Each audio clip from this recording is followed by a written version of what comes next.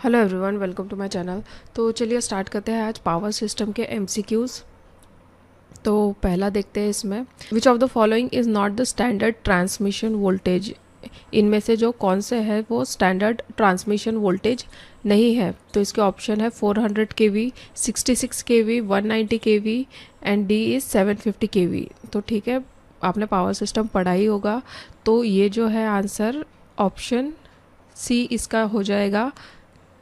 190 देखते ही लगता है ऑड। ठीक है, तो हमारे जो इंडिया में है स्टैंडर्ड वोल्टेज लेवल कौन कौन से है, ये है 11 केवी, 66 केवी, 132 केवी, 220 केवी, 400 केवी और 765 केवी। ठीक है, तो ये जो है ये स्टैंडर्ड वोल्टेज लेवल्स है।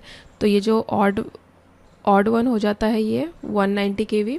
तो यही है हमारा करेक्ट आंसर। वही इसने पूछा है, not a standard transmission voltage. So 190 kV is not the standard transmission voltage. Next देखते हैं highest transmission voltage in India. India में जो है हाईएस्ट ट्रांसमिशन वोल्टेज वो क्या है, 400 केवी है, 450, 500 केवी या फिर 750। ठीक है, अब ऑप्शंस देखते से ही आपको लगेगा कि 750 केवी है, बट ऐसा नहीं है। जो एग्जैक्ट जो राइट वोल्टेज है वो है 765 केवी। ठीक है, इंडिया में जो करंटली जो मैक्सिमम ट्रांसमिशन वोल्टेज है वो है 765 केवी एसी के लिए है और 800 केवी है डीसी के लिए। तो यहाँ पे हमें ऑप्शन में क्या दिया है, 750। तो ये करेक्ट नहीं है, हमारा करेक्ट आंसर हो जाएगा ऑप्शन ए 400 केवी। ठीक है, 450 भी नहीं होगा, 500 केवी भी नहीं होगा। अगर ऑप्शन में 765 केवी होता तो हम उसको टिक कर देते, बट यहाँ पे अकॉर्डिंग टू द ऑप्शन ये जाएगा ऑप्शन ए 400 केवी। नेक्स्ट है, for an overhead line the surge impedance is taken as. ठीक है, तो पहले तो देख लेते हैं कि सर्ज इम्पिडेंस एक्चुअल में होता क्या है।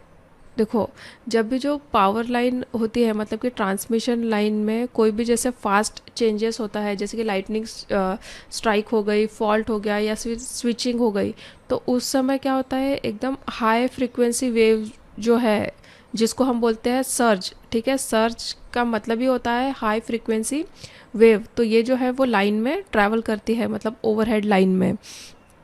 ठीक है, तो यही इसका जो इम्पिडेंस है वो ओवरहेड लाइन के लिए क्या होता है। अगर आसान भाषा में हम देखेंगे तो सर्ज इम्पिडेंस को क्या बोला जाता है कि ये वो इम्पिडेंस है जो उस लाइन का नेचुरल कैरेक्टरिस्टिक होती है।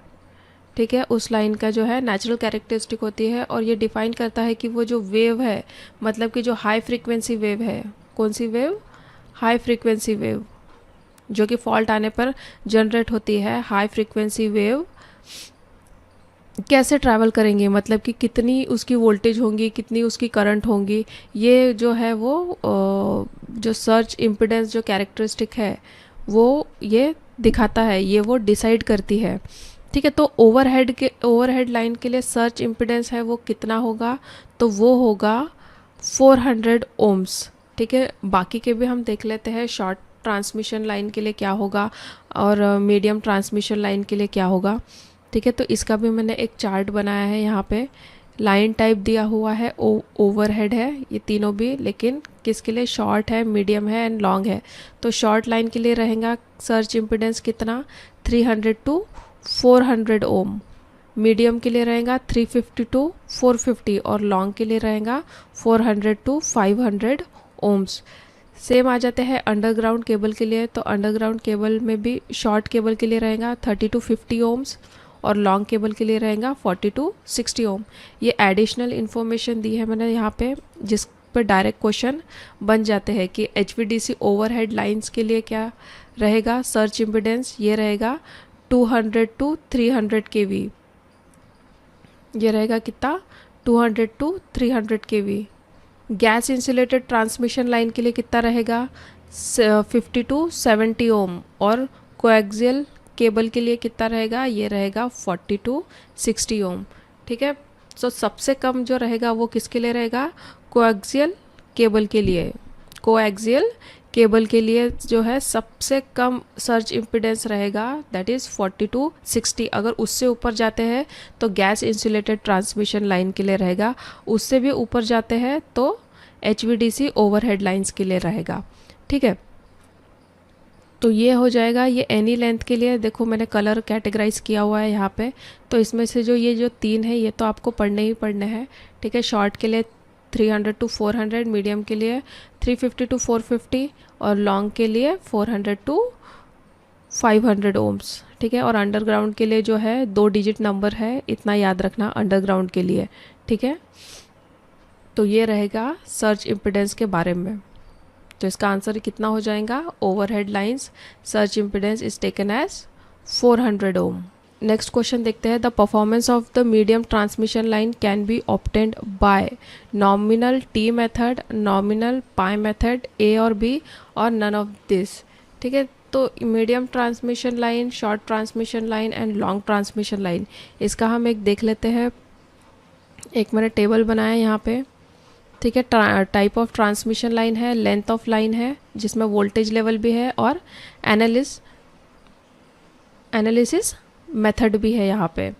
ठीक है, तो शॉर्ट ट्रांसमिशन लाइन कितनी होती है, ये होती है लेस देन 80 किलोमीटर, मतलब कि less than 20 kilo volt up to 60 kilo volt. तो इसमें जो पैरामीटर्स कैलकुलेट होते हैं वो कौन से हैं, वो है रेजिस्टेंस और रिएक्टेंस। इसमें शॉर्ट ट्रांसमिशन लाइन इतनी छोटी होती है कि जो कैपेसिटेंस है इसमें निगलेक्ट कर दिया जाता है, इसकी ज़रूरत नहीं होती। मीडियम ट्रांसमिशन लाइन के लिए क्या है, लेंथ 80 किलोमीटर्स टू 250 किलोमीटर्स और वोल्टेज है 20 kilo volt to 100 kilo volt. ठीक है, पहले का कितना था 60 किलो वोल्ट तक, और मीडियम का आ जाएगा कितना 20 to 100। इसमें है क्या है, capacitance considered using nominal T और पाई मॉडल। ठीक है, यहीं पे हमारा जो प्रीवियस क्वेश्चन है उसका आंसर मिल जाएगा कि कैपेसिटेंस यहाँ पे जो है कंसिडर करते हैं यूजिंग कौन सी मेथड, नॉमिनल टी मेथड और pi model. Long transmission line कितना हो जाता है, more than 250 kilometres, more than 100 kilo volt, up to कितना जाता है ये 765 किलो वोल्ट। डिस्ट्रीब्यूटेड पैरामीटर्स होते हैं, मतलब कि यहाँ पे इंडक्टेंस एंड कैपेसिटेंस दोनों भी मायने रखते हैं, यूजेस लाइन इक्वेशंस। ठीक है, कैलकुलेशन इसका अगर एनालिसिस करना है तो कैलकुलेशन के लिए आपको इसके दोनों भी पैरामीटर्स लगते हैं, इंडक्टेंस और कैपेसिटेंस। और अगर शॉर्ट में समझना है तो देखो, शॉर्ट ट्रांसमिशन लाइंस जो होती है वो इतनी छोटी होती है तो कैपेसिटेंस इतना इफ़ेक्ट नहीं करता, इसलिए इसमें जो है इसको इग्नोर कर देते हैं। मीडियम ट्रांसमिशन लाइन की बात करें तो कैपेसिटेंस कुछ हद तक इफ़ेक्ट करता है, इसलिए इसको टी या पाई मेथड लगा के इसका एनालिसिस करते हैं। लॉन्ग ट्रांसमिशन लाइन के लिए जो है सारे ही पैरामीटर्स जो है वो मायने रखते हैं, इसलिए एल और सी को यूनिफॉर्मली डिस्ट्रीब्यूटेड करना इम्पॉर्टेंट होता है इसमें। ठीक है, तो ये था कुछ एक मैंने टेबल फॉर्मेट में बनाने की कोशिश की है इसको, ताकि इससे रिलेटेड अगर कोई दूसरे भी क्वेश्चन आते हैं मीडियम के बारे में, अभी जैसे क्वेश्चन आया है, अगर शॉर्ट ट्रांसमिशन लाइन के बारे में भी आता है या फिर लॉन्ग ट्रांसमिशन लाइन के बारे में भी आता है तो आप जो है सॉल्व कर सकते हो। देखो, एक तो लेंथ के ऊपर भी बन सकता है, वोल्टेज लेवल के ऊपर भी क्वेश्चन बन सकते हैं और एनालिसिस मेथड के ऊपर भी बन सकते हैं, जिसमें से एक जो है हम अभी देख रहे हैं। तो इसका कितना हो जाएगा इसका आंसर, इसका आंसर हो जाएगा ऑप्शन सी, मतलब कि nominal T method and pi method both we will use in medium transmission line. Next देखते हैं, what is the approximate efficiency of a normal thermal power station. जो नॉर्मल थर्मल पावर स्टेशन है उसकी approximate efficiency क्या होती है, 30 to 35, 45 to 55, 20 to 25, 60 to 70%। इसका भी एक थोड़ा सा हम थियोरी देख लेते हैं।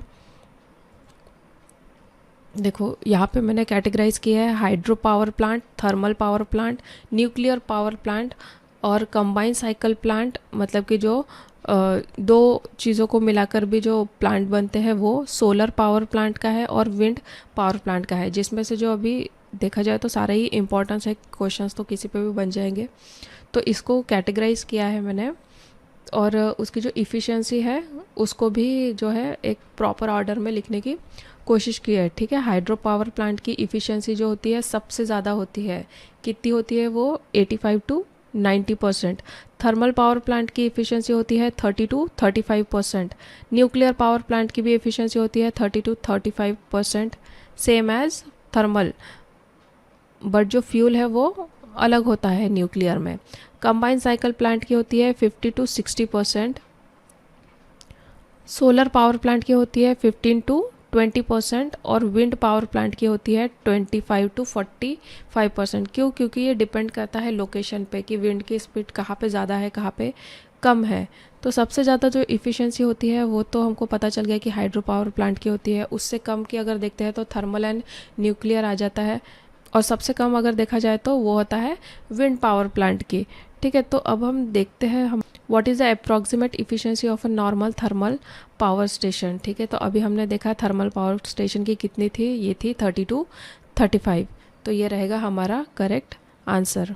What is the preferred type of circuit breaker to be installed in extra high voltage AC system? Air blast circuit breaker, bulk oil circuit breaker, SF6 circuit breaker that is sulfur hexafluoride, या फिर D vacuum circuit breaker। तो देखो voltage level के according जो है preferred circuit breaker का मतलब circuit breaker जो है वो प्रिफर्ड किए जाते हैं। तो अगर अप टू 11 kV है तो क्या हम यूज़ करेंगे, हम यूज़ करेंगे वैक्यूम या फिर ऑयल सर्किट ब्रेकर। 11 to 33 है तो vacuum circuit breaker. 66 to 132 kV है तो ऑयल सर्किट ब्रेकर या फिर एयर ब्लास्ट सर्किट ब्रेकर। और 220 kV एंड अबव है, 220 kV एंड अबव है तो ये क्या आ जाएगा, ये आ जाएगा SF6 सर्किट ब्रेकर, ठीक है। तो इसका आंसर क्या हो जाएगा, इसका आंसर हो जाएगा सल्फर हेक्साफ्लोराइड, मतलब कि SF6 सर्किट ब्रेकर, है ना। एक्स्ट्रा हाई वोल्टेज बोल रहा है ये, तो इसके लिए हम यूज़ करेंगे SF6 circuit breaker. Air blast circuit breaker कब यूज़ करेंगे, ये करेंगे जब हमारा जो वोल्टेज है 66 to 132 kV रहेगा, ठीक है। वैक्यूम सर्किट ब्रेकर कब यूज़ करोगे, 11 to 33 kV जब रहेगा तब। और थोड़ा सा एक एडिशनल इन्फॉर्मेशन जान लेते हैं कि मतलब सर्किट ब्रेकर वर्क कैसे करता है। जैसे ये लाइव लाइन है और लोड है, तो स्टार्टिंग में क्या होता है, नॉर्मल कंडीशन में जो ये जो कांटेक्ट है लाइव लाइन और लोड के बीच का, ये कांटेक्ट जो है जुड़े हुए रहते हैं, इसलिए इसमें से जो है करंट फ्लो हो सकता है। लेकिन फॉल्ट आने पर क्या होता है, लाइव लाइन और लोड की जो है कांटेक्ट जो है ओपन हो जाते हैं, अलग अलग हो जाते हैं, जिसमें से जो है आर्क बनता है। SF6 गैस जो है वो फेंकी जाती है इसमें, जिससे कि ये जो आर्क है वो बुझ जाता है और करंट का जो फ्लो है वो बंद हो जाता है। तो इस टाइप से जो हमारा जो लोड है जो वो सेफ होता है, उसमें कोई भी डैमेज नहीं होता। ये SF6 सर्किट ब्रेकर का जो है मैंने डायग्राम यहाँ पे दिया हुआ है। नेक्स्ट आता है a negative sequence relay is use to protection of, ठीक है। नेगेटिव सीक्वेंस जो रिले है वो किस लिए यूज़ होती है, क्या चीज़ को प्रोटेक्ट करती है, जनरेटर, ट्रांसफार्मर, मोटर या फिर ऑल ऑफ द अबव। तो ये जो है negative sequence protection is mainly use for motors to detect unbalance load और फॉल्ट। तो इसका आंसर हो जाएगा क्या, ऑप्शन सी। नेक्स्ट है surge impedance for overhead line is taken as. Surge impedance अभी हमने देखा था कि क्या था सर्ज इम्पिडेंस, कि क्या होती है, ये होती है एक नेचुरल कैरेक्टरिस्टिक ऑफ लाइन, है ना। जब भी फॉल्ट आता है तो क्या होता है, एक हाई फ्रीक्वेंसी वेव जो है जनरेट होती है ना। हाई फ्रीक्वेंसी वेव जो है जनरेट होती है। तो सर्ज इम्पिडेंस क्या होता है, वो लाइन का ही एक अपना खुद का नेचुरल कैरेक्टरिस्टिक होता है, जो कि डिसाइड करती है कि ये जो हाई फ्रीक्वेंसी वेव है लाइन में कैसे ट्रैवल करेगी, है ना, कितना उसका वोल्टेज होगा और कितना उसका करंट होगा, ये वो दर्शाती है। तो 400 ohm is a standard average value of surge impedance for overhead line. Overhead line के लिए कितना होना चाहिए सर्ज इम्पिडेंस, वो होना चाहिए 400 ओम्स। एक बार फिर से देखें, मैंने इसका टेबल भी दिया हुआ है आपको। नेक्स्ट है which portion of the power system is least prone to fault, transformer, underground cable, overhead line या फिर स्विच गियर। ठीक है, तो कॉमन सा लॉजिक लगाओ। ये जो बाकी के जितने भी चीज़ें हैं ये सब बाहर लगाई जाती है, और जो अंडरग्राउंड केबल है वो जो है वो एनवायरनमेंट के कांटेक्ट में उतना है ही नहीं, इसलिए उसमें फॉल्ट होने के चांसेस भी जो है वो कम होते हैं। तो इसका आंसर हो जाएगा ऑप्शन बी, अंडरग्राउंड केबल। क्यों? Underground cable are less expose to environmental condition, so they are least prone to fault. Next हम देखते हैं the purpose of guarding rings in transmission line is to. ये जो guard rings लगाते हैं हम transmission line में, इसका मेन पर्पस क्या होता है? Increase the earth capacitance to the lowest unit, reduce the reactance of the line, reduce the capacitance of the line, reduce the corona loss. ठीक है, तो गार्ड रिंग के बारे में थोड़ा सा जान लेते हैं हम कि एक्चुअल में होता क्या है गार्ड रिंग। ये देखिए, ये एक होता है, ये हो गई टावर बॉडी। अगर आप इसका डायग्रामेटिकल रिप्रेजेंटेशन देखेंगे तो ये कुछ ऐसा होगा। ये जो है ये कंडक्टर्स के एंड में जो है हम ये गार्ड रिंग लगाते हैं। जो कैपेसिटेंस टू, अगर कैपेसिटेंस टू ग्राउंड अगर बढ़ाना है और वोल्टेज को जो है बराबर आपको बांटना है, यूनिफॉर्मली डिस्ट्रीब्यूट करना है, तो उस चीज़ के लिए लगाई जाती है ये गार्ड रिंग। ठीक है, तो अगर प्रैक्टिकली इसको देखेंगे तो कैसा, ये जैसे टावर है, ये यहाँ पे आपके इंसुलेटर्स लगे हुए हैं और ये रही यहाँ पे गार्ड रिंग। ठीक है, तो ये करता क्या है, ये जो है इलेक्ट्रिक फील्ड को स्मूथ करता है। इससे हर इंसुलेटर डिस्क पर इक्वल वोल्टेज ड्रॉप आता है, कोरोना और डिस्चार्ज का रिस्क भी कम होता है, ओवरऑल इंसुलेशन सिस्टम सेफ और ड्यूरेबल बनाता है। ठीक है, तो मेन अगर आपको पूछता है कि क्या किस लिए रहता है गार्ड रिंग, तो ये रहता है increase the earth capacitance of the lowest unit, मतलब कि option A will be the correct answer. ठीक है, तो ये थे आज के 10 questions based on power system. आगे और भी देखेंगे। अगर आपको प्रॉपर टॉपिक के ऊपर ही एमसीक्यूज चाहिए तो please do let me know in the comment section, and thanks for watching.